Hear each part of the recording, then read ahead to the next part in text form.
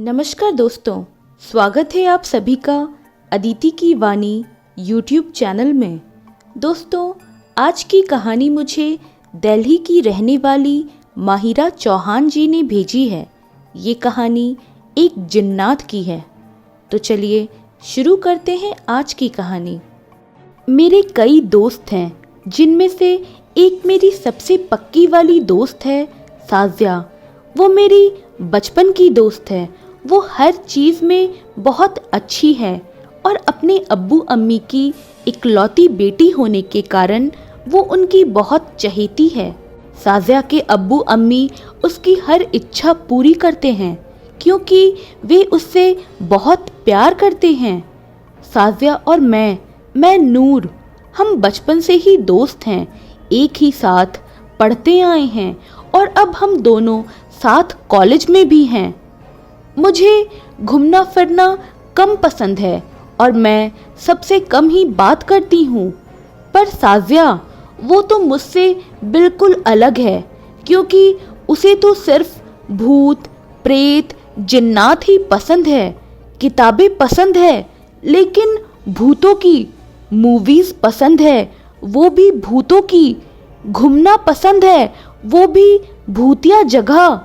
या खुदा, उसे तो हर चीज़ भूतों के ही पसंद आते हैं। उसके अब्बू अम्मी बहुत अच्छे हैं, मुझे भी बिल्कुल साजिया की तरह ही प्यार करते हैं। वे मुझे और साजिया को एक जैसा ही मानते हैं। मेरे अब्बू और साजिया के अब्बू आपस में दोस्त भी हैं, जिससे कि हमारे दोनों के परिवारों में काफ़ी प्रेम भाव है।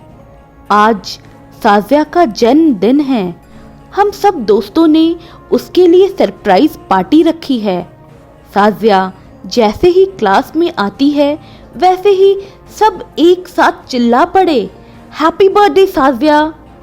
साजिया को तो याद ही नहीं था कि आज उसका जन्मदिन है। हमारे इस सरप्राइज से वो बहुत खुश हुई और हमारे साथ सेलिब्रेट करने लगी। थोड़ी देर बाद वो लाइब्रेरी चली गई। वो पढ़ने के लिए वहाँ किताबें ढूंढने लगी कि अचानक से दूसरी तरफ से कुछ गिरने की आवाज़ आई। साजिया वहाँ देखने गई तो उसने देखा कि वहाँ कुछ किताबें गिरी हुई हैं। उसने सोचा कि शायद चूहों ने वो किताबें गिरा दी होंगी। वो उन किताबों को उठा कर रखने लगी। उन किताबों में एक बड़ी ही अनोखी किताब थी। देखने में थोड़ी अजीब सी लग रही थी और थोड़ी पुरानी भी थी। साजिया ने वो किताब उठाई और उसे ध्यान से देखने लगी। नाम था राज़े जिन्नात। वो किताब उसने पढ़ने के लिए ले लिया और उसे अपने घर ले आई। आज साजिया काफ़ी खुश थी क्योंकि किताब जो पसंद की मिली थी और आज उसका जन्मदिन भी था। शाम को उसके जन्मदिन की पार्टी थी। साजिया आज 21 वर्ष की हो चुकी थी। पार्टी में अभी थोड़ा समय था तो साजिया ने सोचा कि तब तक आराम ही कर लिया जाए। वो अपने कमरे में चली गई और जाकर सो गई। जब वो सोकर उठी तब तक नूर भी आ चुकी थी, पर साजिया अभी तक सो ही रही थी। नूर उसके कमरे में गई और उसके पास जाकर बैठ गई। वो उसे उठाने ही जा रही थी कि तभी उसकी नज़र टेबल पर पड़ी जहाँ पर वो किताब थी। नूर को ये बहुत ही अजीब लगा। नूर ने उस पर ध्यान ना देते हुए साजिया को उठाया और उसे तैयार होने के लिए कहा। जब तक साजिया तैयार होकर आई तब तक सब काम हो चुका था और उसके सारे दोस्त भी आ चुके थे। थोड़ी ही देर में पार्टी शुरू हो गई। सब मिलकर सेलिब्रेट करने लगे। थोड़ी ही देर में साजिया ने केक कट किया, फिर सबने मिलकर खाया और अपने अपने घर चले गए। साजिया भी अपने कमरे में आ गई। वो काफ़ी थक चुकी थी, इसीलिए वो फ्रेश होने के लिए चली गई। फ्रेश होकर आने के बाद वो उसी किताब को पढ़ने बैठ गई जो वो लाइब्रेरी से लेकर आई थी। वो काफी ध्यान से उसे पढ़ रही थी।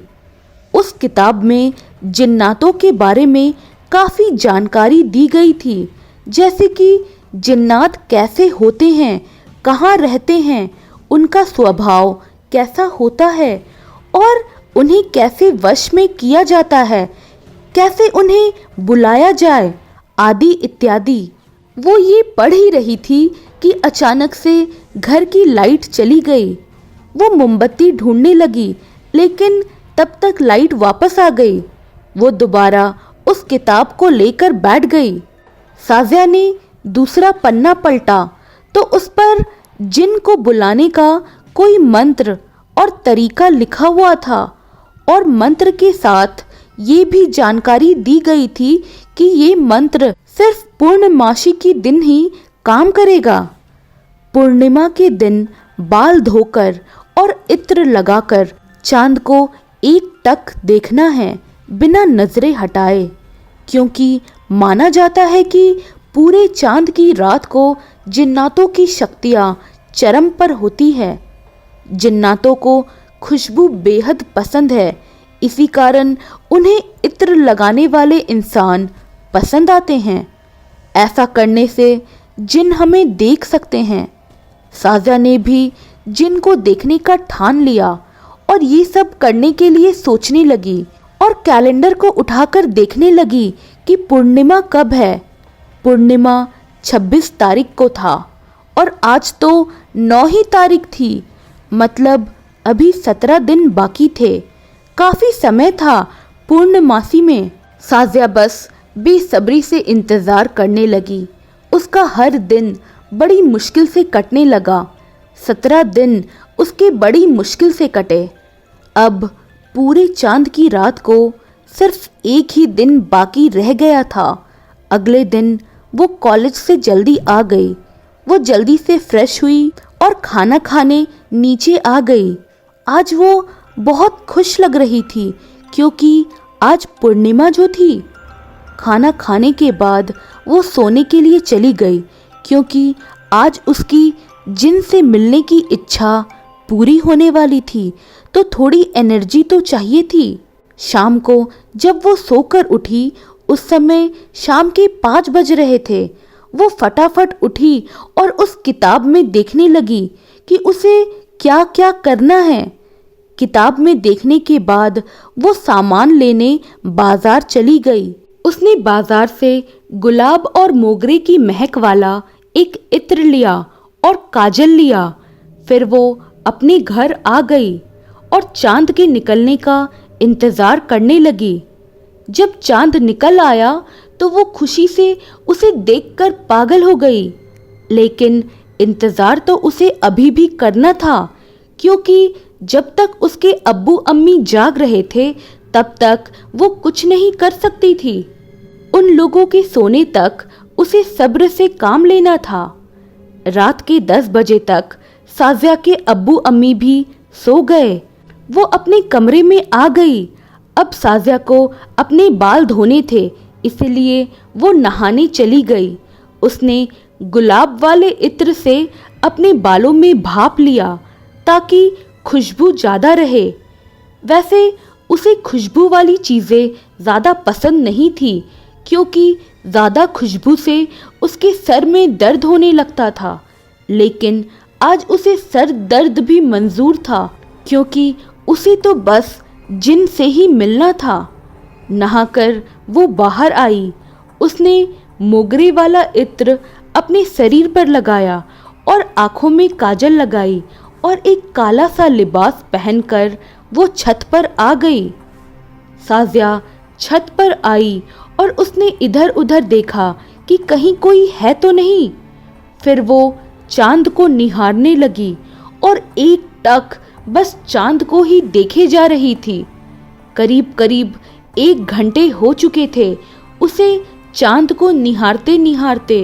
वो थक कर वापस नीचे जाने ही वाली थी कि तब उसे कुछ आहट सी महसूस हुई और वो इधर उधर देखने लगी, लेकिन उसे कुछ नहीं दिखा। वो फिर से चांद को देखने लगी कि अचानक से उसे एक काला साया दिखा। लेकिन फिर अगले ही पल वो साया गायब हो गया।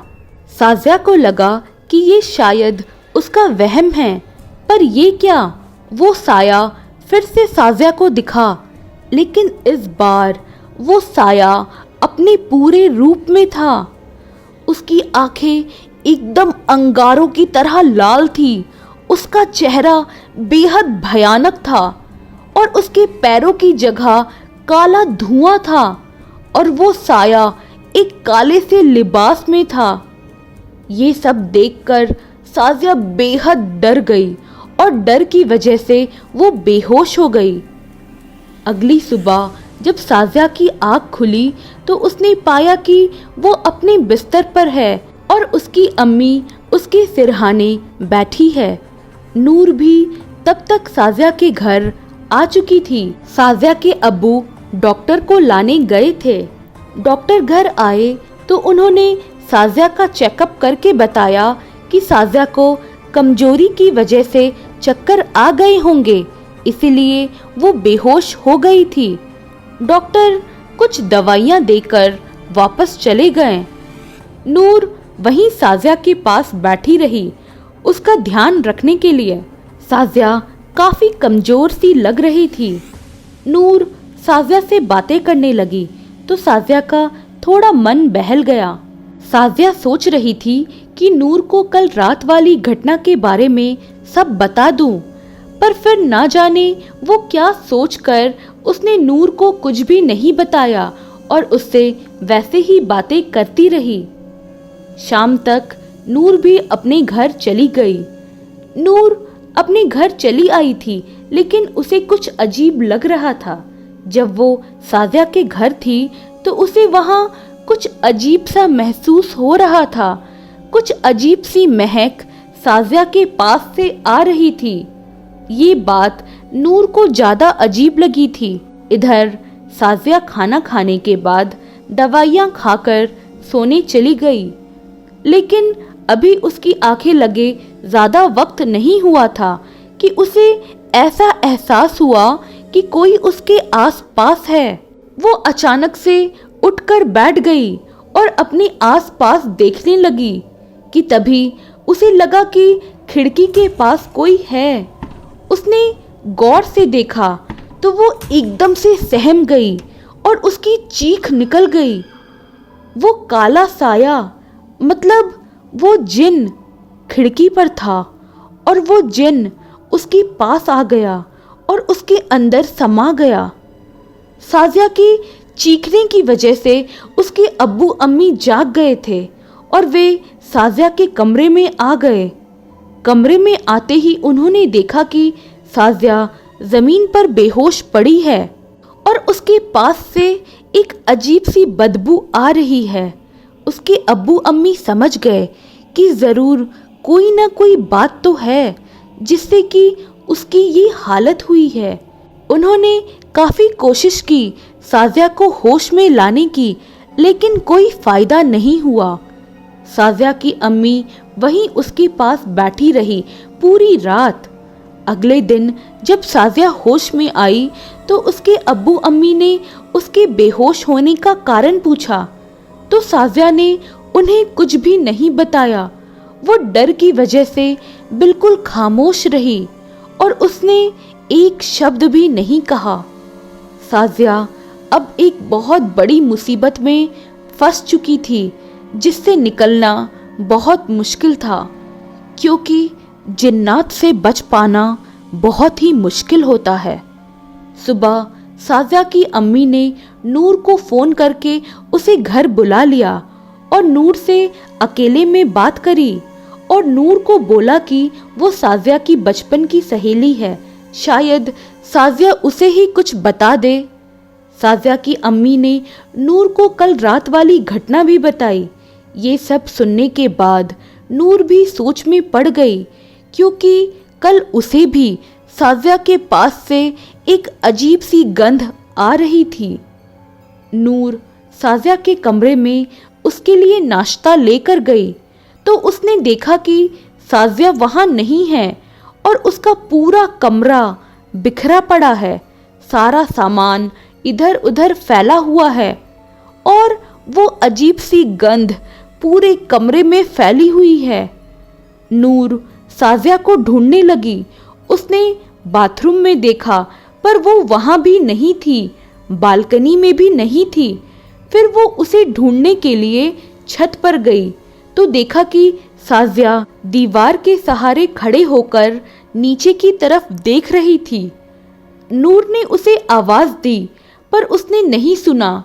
काफी बुलाने पर भी उसने नहीं सुना तो नूर खुद ही उसके पास चली गई, पर अभी भी साजिया का ध्यान कहीं और ही था। नूर ने जब उसे पकड़कर हिलाया तब जाकर उसे पता लगा कि नूर काफी देर से यहाँ आई हुई है। नूर ने पहले साजिया को साइड में बैठाया, फिर उन सब चीज़ों के बारे में पूछना शुरू किया जो कि पिछले कुछ दिनों से हो रहा था, जो साजिया की अम्मी और नूर ने महसूस किया। नूर ने साजिया से पूछा कि उसके पास से ये अजीब सी गंध कैसी आ रही है, तो साजिया एकदम से घबरा गई। शायद वो नूर को कुछ बताना नहीं चाहती थी, इसलिए उसने बात बनाते हुए उससे कहा कि उसके जन्मदिन पर उसे किसी ने एक परफ्यूम गिफ्ट किया था, बस ये उसी की खुशबू है। नूर तुरंत बोल पड़ी, पर साजिया तुम्हें तो परफ्यूम से एलर्जी है, तो फिर तुमने ये परफ्यूम क्यों लगाया? और तुम्हारा तो परफ्यूम लगाने से जी घबराता है, पर फिर भी क्यों लगाया? साजिया कुछ जवाब देना नहीं चाही, वो वहां से उठकर चली गई। नूर को साजिया पर बिल्कुल भी यकीन नहीं हो रहा था। नूर भी उसके पीछे पीछे आ गई। साजिया ने अपना कमरा देखा तो हैरान रह गई। उसका पूरा कमरा फैला हुआ था। नूर ने पूछा, तुमने अपना कमरा क्यों फैला रखा है? तो साजिया ने कहा कि उसे खुद नहीं पता ये सब कैसे हुआ है। वो खुद हैरान थी। साजिया को एकदम से चक्कर आ गए और वो गिरने ही वाली थी कि नूर ने उसे पकड़ लिया और उसे एक तरफ बैठा दिया। सबसे पहले नूर ने साजिया का कमरा साफ किया और उसे बिस्तर पर लिटा दिया और उसकी अम्मी को बुलाया और बताया कि कैसे अभी साजिया को चक्कर आ गए थे। साजिया की अम्मी ने तुरंत डॉक्टर को बुलाया। डॉक्टर घर आए और उन्होंने साजिया का चेकअप किया तो उन्होंने बताया कि साजिया एकदम नॉर्मल है, उसे कुछ भी नहीं हुआ है। इस बात को लेकर सब परेशान थे कि जब साजिया को कुछ हुआ ही नहीं है तो वो इतनी बीमार सी क्यों लग रही है, उसे चक्कर क्यों आ रहे हैं। साजिया की अम्मी ने नूर को आज अपने घर ही रोक लिया। साजिया सो रही थी। शाम को जब वो सोकर उठी तो वो पहले से खुद को और ज्यादा कमजोर महसूस कर रही थी। हमेशा हंसती खिलखिलाती रहने वाली साजिया का ऐसा हाल हो जाएगा ये किसी ने नहीं सोचा था। सब लोग साजिया को लेकर काफी परेशान थे। कोई समझ ही नहीं पा रहा था कि आखिर साजिया के साथ क्या हुआ है। नूर साजिया के कमरे में आई और उसने उसकी तबीयत के बारे में पूछा। साजिया ने कुछ नहीं कहा, चुप ही रही, जैसे वो कुछ सोच रही हो। जब साजिया ने नूर को कुछ नहीं बताया तो उसने भी ज्यादा कुछ नहीं पूछा। नूर ने साजिया को खाना खिलाया और दवा देकर उसे आराम करने के लिए कहा और खुद उठकर बाहर बालकनी में चली आई और साजिया के बारे में सोचने लगी कि आखिर साजिया उससे क्या छुपा रही है और अगर कोई बात है तो वो उसे बता क्यों नहीं रही है। थोड़ी देर में नूर भी साजिया के पास आकर सो गई। अभी नूर को सोए हुए थोड़ी देर ही हुए थे कि कुछ गिरने की आवाज से उसकी नींद खुल गई। उसने अपने आसपास देखा तो साजिया भी वहां नहीं दिखी। नूर साजिया को ढूंढने लगी।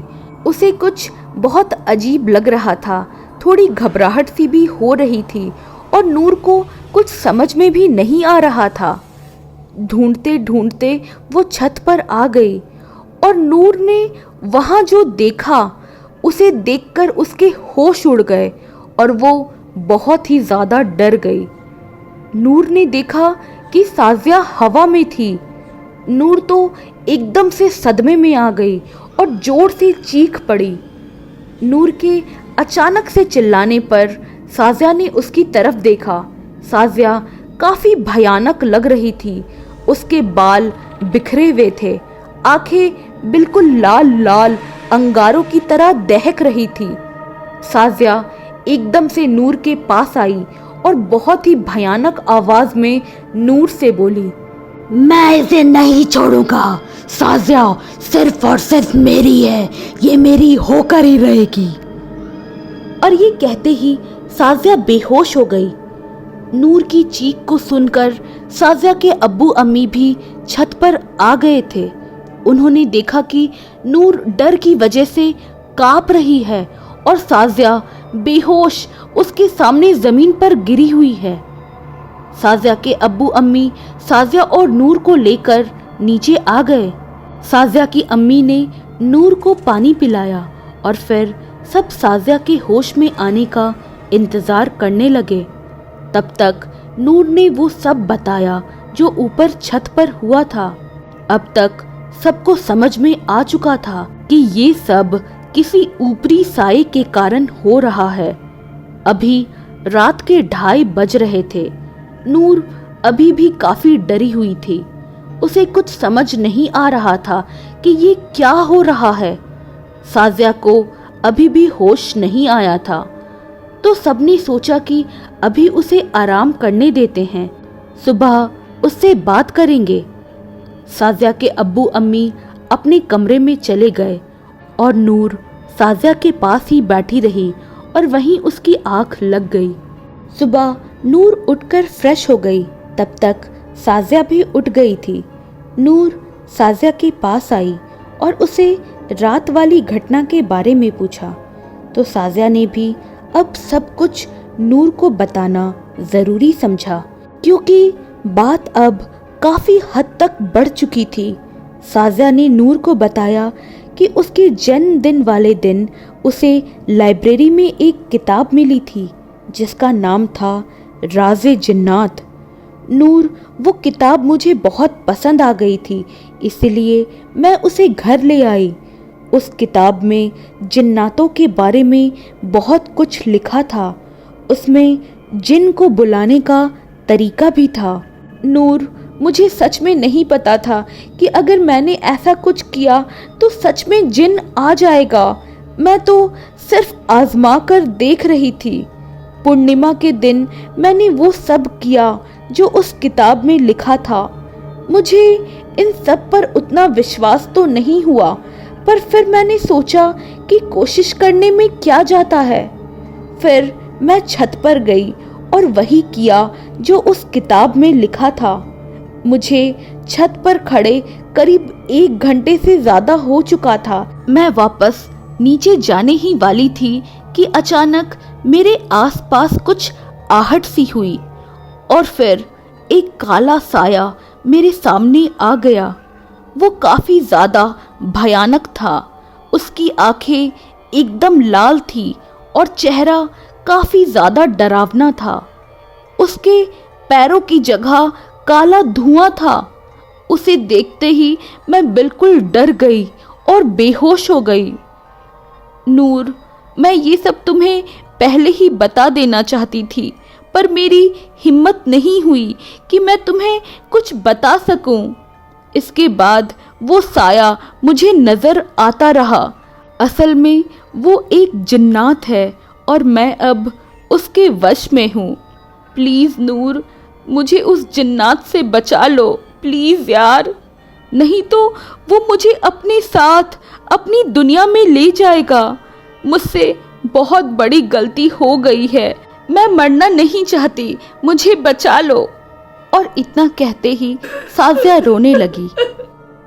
नूर ने उसे चुप कराया और उससे कहा कि साजिया, तुम्हें डरने की कोई ज़रूरत नहीं है, हम सब तुम्हारे साथ हैं। वो जिन तुम्हारा कुछ नहीं बिगाड़ सकता। नूर साजिया से बात कर ही रही थी कि साजिया ने अचानक से उसकी गर्दन पकड़ ली और एक मर्दाना आवाज में नूर से बोली, तू मेरी साजिया को मुझसे अलग करेगी? तेरी इतनी हिम्मत? मैं तुझे जान से मार डालूंगा, मैं तुझे जिंदा नहीं छोड़ूंगा। इतने में कमरे का दरवाजा खुला और साजिया के अब्बू अम्मी के साथ एक मौलवी साहब अंदर आते हैं और वो आते ही साजिया को देखते हुए कुछ मंत्र पढ़ने लगते हैं। इन मंत्रों की आवाज साजिया के कानों में गूंजती है और धीरे धीरे नूर की गर्दन पर से उसकी पकड़ ढीली हो जाती है और वो बेहोश हो जाती है। नूर तुरंत वहां से हट जाती है। मौलवी साहब साजिया के करीब आते हैं और साजिया का निरीक्षण करते हैं तो उन्हें पता चलता है कि साजिया के ऊपर एक जिन का साया है। मौलवी साहब सबको उस कमरे से बाहर लेकर आ गए और उनसे पूछताछ करने लगे कि साजिया इस जिन के वश में कैसे आ गई। तब नूर ने उन्हें सब बता दिया जो पिछले दिनों में साजिया के साथ हुआ था। मौलवी साहब ने सारी बातें सुनी। फिर वो बोले कि ये मसला तो बहुत गंभीर है, हमें सारी चीज़ें देखनी और समझनी होगी, सब चीज़ों का जायज़ा लेना होगा। साजिया अपने कमरे में ही थी लेकिन वो बेहोश थी, अभी तक उसे होश नहीं आया था। नूर और साजिया की अम्मी ने साजिया के हाथ पांव बांध रखे थे। मौलवी साहब घर के हर चीज़ को ध्यान से देखने लगे। फिर वो साजिया के कमरे की ओर गए।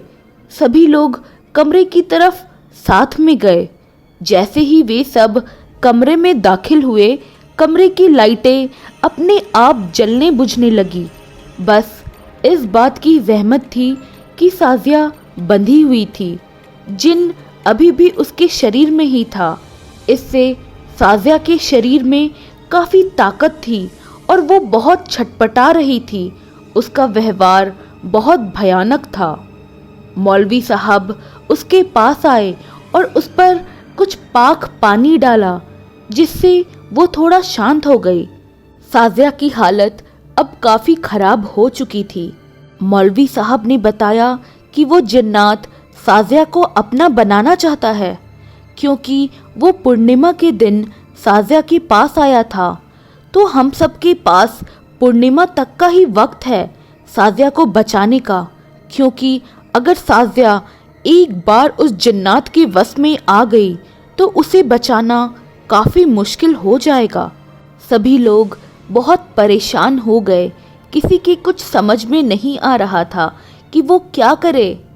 मौलवी साहब ने साजिया को एक ताबीज़ पहनाया और उसे किसी भी हालत में ताबीज़ ना उतारने की हिदायत दी। मौलवी साहब ने सबको समझाया कि चाहे कुछ भी हो जाए, साजिया के गले से ये ताबीज़ उतरनी नहीं चाहिए। और हाँ, साजिया को कुछ चीज़ों से दूर ही रखना होगा, जैसे कि वो मांस मीट से दूर रहे, खुशबू वाली चीज़ों से दूर रहे और अकेले तो बिल्कुल ना रहे। ये सारी बातें बताकर वे वहाँ से चले गए। उनके जाने के बाद नूर साजिया के पास ही रही। वो साजिया और इन सब चीज़ों को लेकर काफ़ी परेशान थी। साजिया अभी सो रही थी तो नूर ने सोचा कि तब तक फ्रेश होकर आ जाना चाहिए। नूर वॉशरूम चली गई। इधर वो जिन साजिया के पास आ गया, नूर का रूप लेकर। उसने साजिया को हाथ लगाया ही था कि उसे एक जोरदार झटका लगा, तो वो एकदम से पीछे हट गया और दूर से ही साजिया को जगाने लगा क्योंकि वो उसे छू नहीं पा रहा था। साजिया जाग गई तो वो जिन जो कि नूर बना हुआ था, उसने बोला कि वो थोड़ा नहा ले तो उसे अच्छा महसूस होगा। साजिया जैसे ही उठने लगी तो वो गिर गई। उससे उठा नहीं जा रहा था क्योंकि वो काफ़ी कमज़ोर हो चुकी थी। उसने नूर से मदद मांगी लेकिन वो उसके पास नहीं आई क्योंकि वो नूर नहीं थी, वो तो जिन था। इतने में वो जिन वहां से गायब हो गया। हालांकि साजिया उसे गायब होते हुए नहीं देख पाई।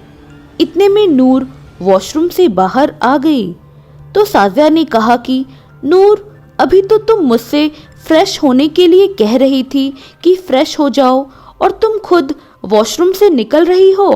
तो नूर कहती है, तुम पागल हो गई हो क्या साजिया? मैं तो काफी देर से वॉशरूम में ही हूँ।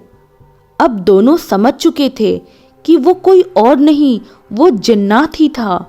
नूर ने साजिया को बताया कि जब वो उस जिन के वश में थी तब उसने क्या क्या किया और उसके गले में जब तक ये ताबीज़ पड़ा है तब तक वो सुरक्षित है और वो जिन्नात उसे छू भी नहीं सकता है।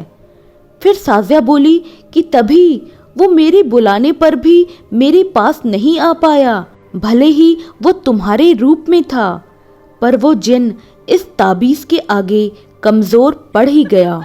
ये कहकर दोनों मुस्कुराने लगी, लेकिन ये मुस्कान ज़्यादा देर की नहीं थी। वो जिन्नात सिर्फ उस ताबीज़ के आगे कमज़ोर था, उसका इरादा अभी बदला नहीं था। उसका इरादा साजिया को अपना बनाने का था। नूर ने साजिया को फ्रेश हो जाने के लिए बोला तो साजिया नहाने चली गई। नहाते नहाते वो ताबीज़ उसके गले से निकल गई और उसका ध्यान भी नहीं गया। उसके नहाने तक तो सब कुछ बिल्कुल नॉर्मल था, पर उसके वॉशरूम से बाहर आते ही फिर वो जिन्नात साजिया पर हावी हो गया। लेकिन ये बात किसी को भी पता नहीं चली, क्योंकि उस जिन्नात ने बिल्कुल वैसा ही एक ताबीज़ साजिया के गले में डाल दिया था। साजिया शीशे के आगे आकर बैठ गई और खुद को संवारने लगी। उसने वही कपड़े पहने जो उसने जिन्नात को बुलाते समय पहने थे। वो आंखों में काजल लगाने लगी। उसके पास से फिर से वही गंध आने लगी जो उस जिन्नात के पास होने पर आती थी।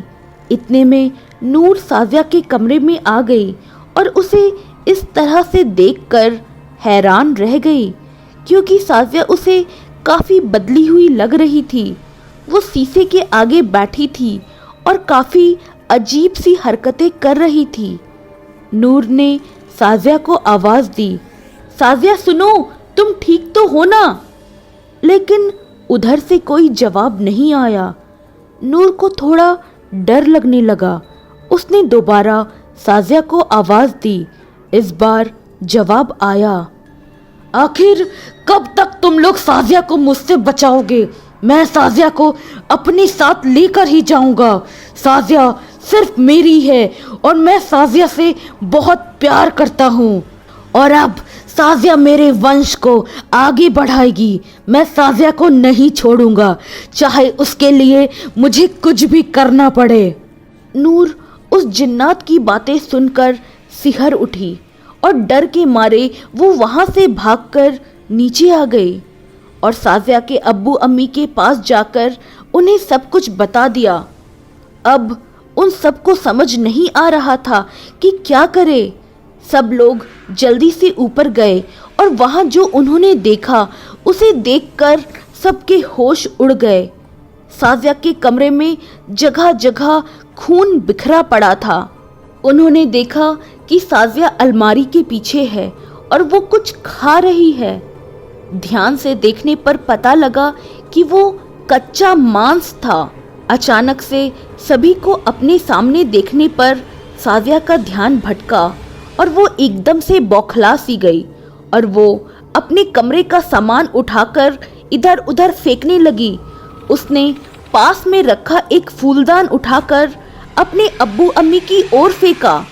वो तो नूर ने सही समय पर उन्हें धक्का दे दिया और वो फूलदान सीधे नूर के सर में जाकर लगा और खून बहने लगा। नूर को बहुत गहरी चोट लग गई थी और इधर साजिया को संभालना मुश्किल होता जा रहा था। नूर ने अपने सर पर एक दुपट्टा बांध लिया और उसे महसूस हुआ कि कुछ तो सही नहीं है। उसे शक हुआ कि कहीं ताबीज़ के साथ तो कोई हेरा फेरी नहीं हुई है ना। और नूर खुद उस ताबीज़ को ढूंढने लगी। तब तक साजिया के अब्बू ने साजिया को पकड़ लिया और अम्मी उसे रस्सी से बांधने लगी। बड़ी मुश्किल से वो पकड़ में आई थी। नूर को वो ताबीज़ कहीं मिल नहीं रही थी और फिर उसे याद आया कि ये सब होने से पहले तो साजिया नहाने गई थी। वो तुरंत वॉशरूम में गई और वो ताबीज़ ढूंढने लगी। काफ़ी देर बाद नूर को वो ताबीज़ टब के पीछे मिला। वो उसे लेकर जल्दी से साजिया के पास पहुंची और ताबीज़ उसे पहना दिया, लेकिन फिर भी कुछ नहीं हुआ। वो जिन्नात उसी तरह साजिया पर हावी रहा। कोई समझ नहीं पा रहा था कि क्या करे। तब तक साजिया की अम्मी ने मौलवी साहब को फ़ोन करके बुला लिया। थोड़े ही देर में मौलवी साहब आ गए। साजिया की अम्मी ने उन्हें सब बता दिया और फिर उस ताबीज़ के असर न होने के बारे में भी बताया। तब मौलवी साहब ने बताया कि साजिया ने जो मांस खाया था सब उसी वजह से हुआ है। ताबीज़ अब नापाक हो चुका है, अब ये असर नहीं करेगा। मैंने आप सबसे कहा था साजिया का ध्यान रखने को। आप सब ऐसी लापरवाही कैसे कर सकते हैं? अब हम लोगों को जो करना होगा जल्दी करना होगा और ध्यान से करना होगा। अगर एक बार वो जिन्नात अपने मकसद में कामयाब हो गया तो फिर हम कुछ भी नहीं कर पाएंगे। इतने में साजिया के कमरे से भयानक सी आवाज़ें आने लगी। सब उसके कमरे की ओर भागे और वहाँ का नज़ारा देखकर सब चौंक गए। साजिया ने खुद को बुरी तरह घायल कर लिया था। अपने हाथ पैरों पर नाखून से ऐसे वार किया था जैसे कि किसी चाकू से किया गया हो। ये देखकर सब डर गए थे। मौलवी साहब नमाज अदा करने लगे और किसी तरह का मंत्र पढ़ने लगे। धीरे धीरे वो मंत्र सुनकर साजिया थोड़ी शांत होने लगी और बेहोश हो गई। साजिया के अम्मी अब्बू का तो रो रो कर बुरा हाल हो चुका था। नूर ने उन्हें समझाया कि आप लोगों को हिम्मत से काम लेना होगा। साजिया की हालत वैसे भी ठीक नहीं है और अगर साजिया आपको इस तरह देखेगी तो वो और परेशान हो जाएगी। नूर की बातें सुनकर अम्मी अब्बू थोड़ा शांत हुए। अम्मी ने नूर से कहा, बेटा तुम भी हमारे लिए साजिया जैसी ही हो। बचपन से ही तुम दोनों पक्की सहेलियां रही हो। बेटा अगर साजिया को कुछ हो गया तो मैं जीते जी मर जाऊंगी। अम्मी की बातें सुनते ही नूर बोली, आंटी हम साजिया को कुछ नहीं होने देंगे। ऐसे हालातों में हमें हिम्मत से काम लेना होगा। अगर हम ही कमज़ोर पड़ जाएंगे तो साजिया को कौन संभालेगा? और साजिया को ठीक करने के लिए पहले हमें ठीक रहना होगा। चलिए अभी आप थोड़ा आराम कर लीजिए, आप काफ़ी थक चुकी हैं। तो साजिया की अम्मी ने नूर से कहा, बेटा तुम परसों से यहाँ पर हो, तुम्हारे अब्बू अम्मी परेशान तो नहीं हो रहे होंगे।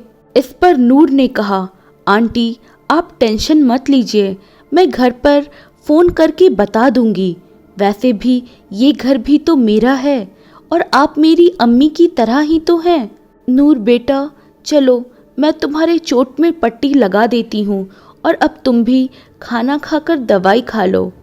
दवाई और पट्टी लगाते लगाते अम्मी ने फिर कहा, बेटा अगर तुम्हारी जगह कोई और होता तो शायद हमारा इतना साथ नहीं देता। मैं कैसे तुम्हारा शुक्रिया अदा करूं? तो नूर बोली, आंटी आप मुझे बेटी भी कहती हैं और शुक्रिया अदा करके पराया भी कर रही हैं। अपनों को भी कोई शुक्रिया कहता है भला? आंटी ये सब छोड़िए, चलिए साथ खाना खाते हैं। सबने साथ नाश्ता किया। उसके बाद सब साजिया के कमरे में गए। थोड़ी देर में मौलवी साहब भी आ गए। वे अपने साथ 2 लोगों को और लाए थे। वे उनके बेटे थे, कासिम और कयान। ये दोनों मौलवी साहब के चेले पहले थे और वे यहाँ उनकी मदद के लिए आए थे। अब उन लोगों को उस जिन्नात को काबू में करना था, जिसके लिए उन्हें कुछ चीज़ों की ज़रूरत थी। कासिम बाजार से सब ज़रूरी सामान लेने के लिए चला गया और कयान मौलवी साहब की मदद करने के लिए रुक गया। वे कुछ घेरे जैसा बनाने लगे। नूर भी उनकी मदद करने लगी। नूर ने ज़्यादा ध्यान नहीं दिया कि कयान काफ़ी देर से उसे ही देख रहा था। शायद नूर उसे पसंद आ गई थी। पसंद आती भी कैसे नहीं, वो थी ही इतनी खूबसूरत कि एक नज़र कोई उसे देखे तो देखता ही रह जाए। थोड़ी देर में कासिम भी आ गया। वे लोग अब तैयार थे उस जिन को वश में करने के लिए। जैसे ही साजिया की अम्मी और नूर साजिया के हाथ पांव बांधने के लिए उसके पास गए, वैसे ही वो जिन उन पर हावी हो गया और उसने नूर को जोर से धक्का मारा। नूर अगर ज़रा भी दीवार से टकराती तो न जाने उसका क्या हाल होता। वो तो ऐन मौके पर कयान ने उसे संभाल लिया तो सबकी जान में जान आ गई। नूर ने कयान का शुक्रिया अदा किया। उसके बाद मौलवी साहब को छोड़कर सबने साजिया को पकड़ा और मौलवी साहब कुछ मंत्र पढ़ने लगे, जिससे वो जिन्नात थोड़ा शांत हो गया और उनके सामने आकर बैठ गया। मौलवी साहब ने बाकी सभी को पास में बने गोले में बैठने को कहा ताकि वो जिन्नात बाकी किसी को नुकसान ना पहुंचा सके। कासिम और कयान मौलवी साहब के पास ही थे। मौलवी साहब दोबारा मंत्र पढ़ने लगे और कासिम उस जिन्नात से सवाल करने लगा कि वो कौन सा जिन्नात है और कहाँ से आया है और उसका मकसद क्या है। उस जिन्नात ने बताया कि वो एक मर्द जिन है और वो हवा में ही रहता है या फिर जहाँ पानी हो, क्योंकि उसे पानी और हवा बेहद पसंद है। और उसने बताया कि साजिया की खुद की मर्जी से ही वो उसके पास आया था उस पूर्णिमा के दिन। सभी जिन्नातों की शक्ति इस दिन चरम पर होती है।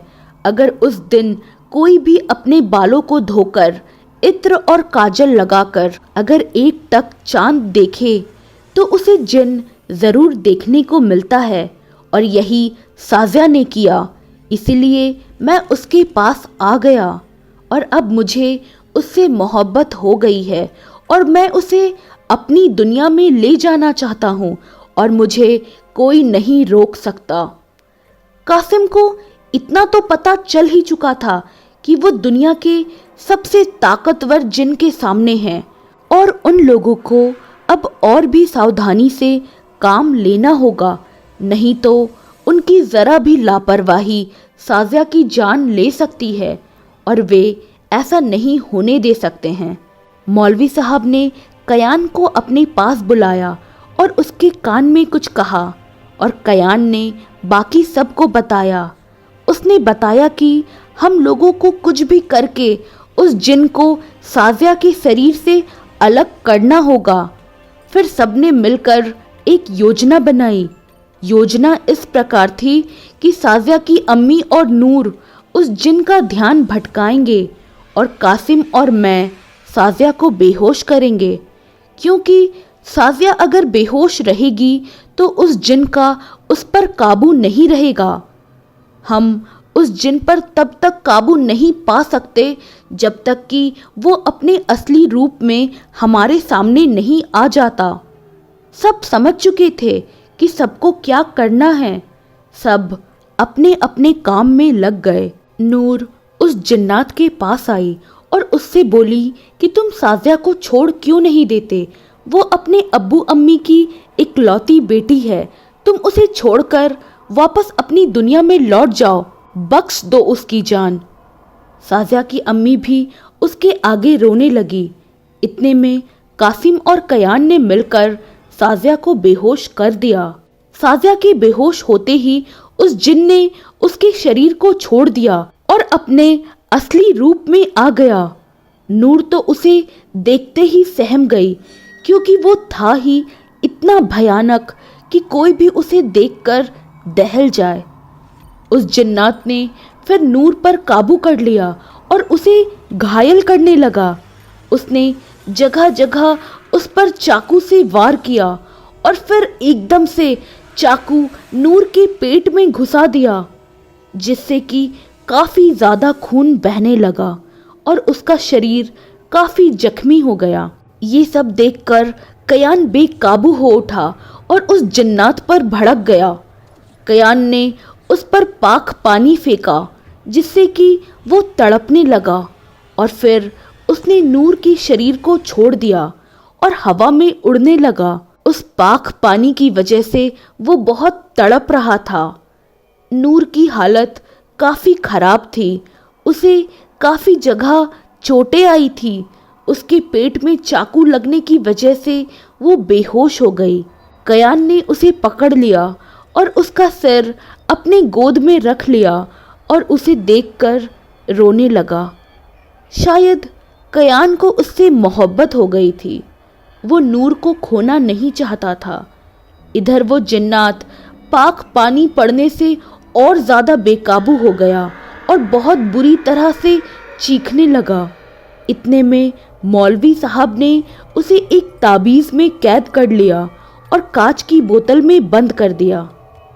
इधर साजिया तो थोड़ी देर के बाद होश में आ गई, लेकिन नूर की हालत काफ़ी ख़राब थी। उसके शरीर से काफ़ी ज़्यादा खून बह चुका था। उसे अब हॉस्पिटल लेकर जाना था, क्योंकि ज़रा सी भी देर करने पर उसकी जान को खतरा हो सकता था। साजिया के अब्बू और कयान नूर को हॉस्पिटल लेकर आ गए। अम्मी साजिया के साथ घर में रुक गई। कासिम और मौलवी साहब उस जिन को ठिकाने लगाने के लिए निकल गए थे। इधर नूर का खून बहना बंद ही नहीं हो रहा था। उसकी हालत बिगड़ती ही जा रही थी। साजिया के अब्बू ने नूर के अम्मी अब्बू को फ़ोन करके इन्फॉर्म कर दिया।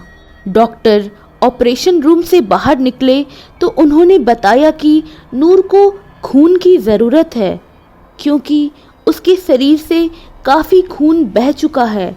नूर की हालत काफ़ी नाजुक है। अगर वो जल्दी ही होश में नहीं आई तो वो कोमा में जा सकती है। कयान नूर को खून देने के लिए तैयार हो गया तो नूर के अब्बू अम्मी ने पूछा कि ये लड़का कौन है। तब साजिया के अब्बू बोले कि ये कयान है और इसकी वजह से ही आज नूर ठीक समय पर हॉस्पिटल पहुंच पाई है और एक बार पहले भी इसने नूर की जान बचाई है। अगर कयान नहीं होता तो शायद आज नूर भी हमारे बीच नहीं होती। ये सुनते ही नूर के अब्बू कयान के पास गए और बोले, बेटा, मैं किस तरह तुम्हारा शुक्रिया अदा करूं? तुमने मेरी बेटी की जान बचाकर हम पर बहुत बड़ा एहसान किया है। कयान बोला, नहीं अंकल जी, आप हमसे उम्र में बड़े हैं। आप हमारे सामने हाथ मत जोड़िए। और रही बात नूर की, तो उसे मैं कुछ भी होने नहीं दे सकता था। और हाँ अंकल जी, मुझे आपको कुछ बताना था। मैं नूर से बेहद प्यार करने लगा हूँ और अगर उसे कुछ हो गया तो मैं भी जिंदा नहीं रह पाऊँगा। उसके बिना तो मैं मर ही जाऊँगा। पर ये बात मैं नूर से कहने से डरता हूँ, कहीं वो मुझे गलत ना समझे।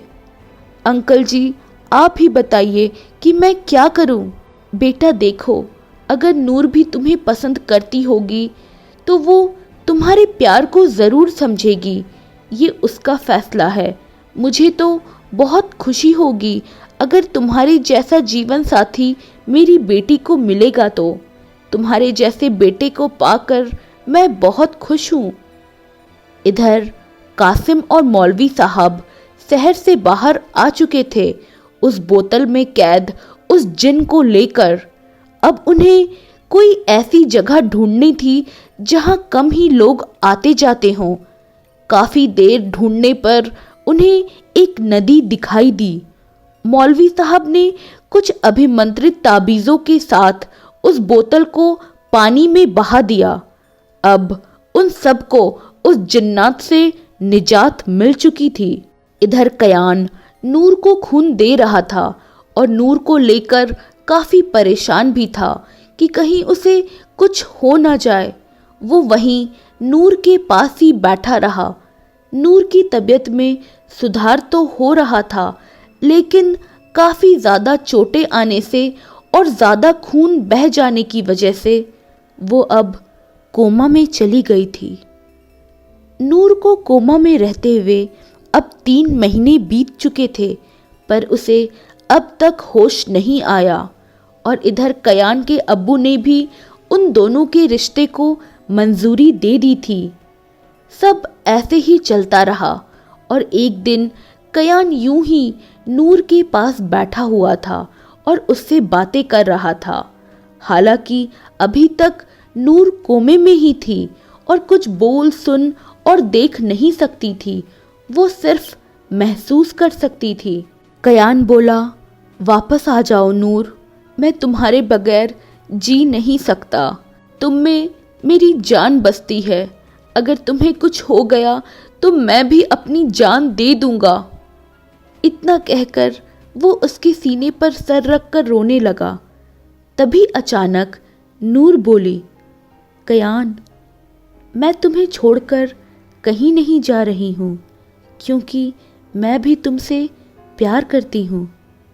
ऐसे कैसे तुम्हें इतनी आसानी से किसी और के लिए छोड़ दूँ?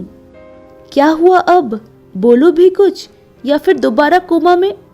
कयान नूर के होठों पर हाथ रखते हुए, खबरदार दोबारा मुझे छोड़कर जाने की कोशिश भी की तो।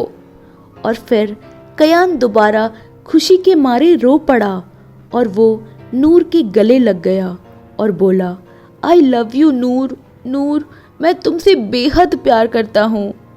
नूर भी बोली, आई लव यू टू कयान, मैं भी तुमसे बहुत प्यार करती हूँ। नूर के होश में आने की खबर कयान ने सबको दे दी थी। नूर के अब्बू अम्मी और कयान के अब्बू अम्मी भी हॉस्पिटल में आ गए थे। साजिया की फैमिली भी आ गई थी। साजिया भी अब ठीक हो चुकी थी, लेकिन अभी भी उस घटना को भूल नहीं पाई थी। जब साजिया को पता लगा था कि उसकी गलती की वजह से सबको कितना कुछ सहना पड़ा, तो वो बहुत दुखी हो गई थी और उसने नूर के होश में आते ही उससे भी माफ़ी मांगी। लेकिन नूर उसे डांटने लगी और कहने लगी, माफ़ी मांगकर अपनी बहन को पराया मत कर, जा, मुझे तुझसे बात ही नहीं करनी। साजिया रोने लगी तो नूर बोली कि चल अब चुप हो जा, नहीं तो ज़्यादा रोने से तेरी आंखों के नीचे डार्क सर्कल्स आ जाएंगे। कयान की अम्मी अब्बू भी नूर जैसी बहू को पाकर काफ़ी खुश थे।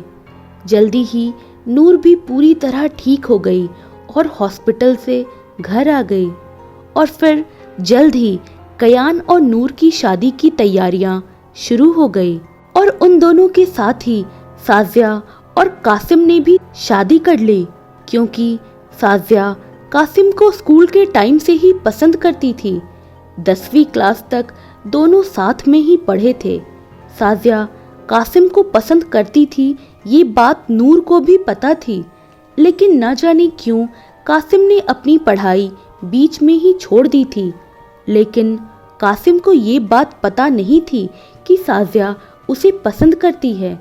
जब साजिया ने कासिम को हॉस्पिटल में देखा तो उसने कासिम को सब बता दिया और उससे अपने प्यार का इजहार भी कर दिया। कासिम भी साजिया जैसी जीवन साथी को पाकर बहुत खुश था। नूर और साजिया की शादी हो चुकी थी और अब उन दोनों का रिश्ता बहनों से भी बढ़कर हो गया था और अब वो सब अपनी नई दुनिया में बेहद खुश थे, उस जिन्नात से छुटकारा पाकर। तो दोस्तों, कैसी लगी आपको आज की कहानी? मुझे कमेंट कर ज़रूर बताइएगा। और दोस्तों, मेरे चैनल को सब्सक्राइब करना ना भूलें और मेरी कहानियों को लाइक और शेयर भी कर दीजिएगा। Thank you.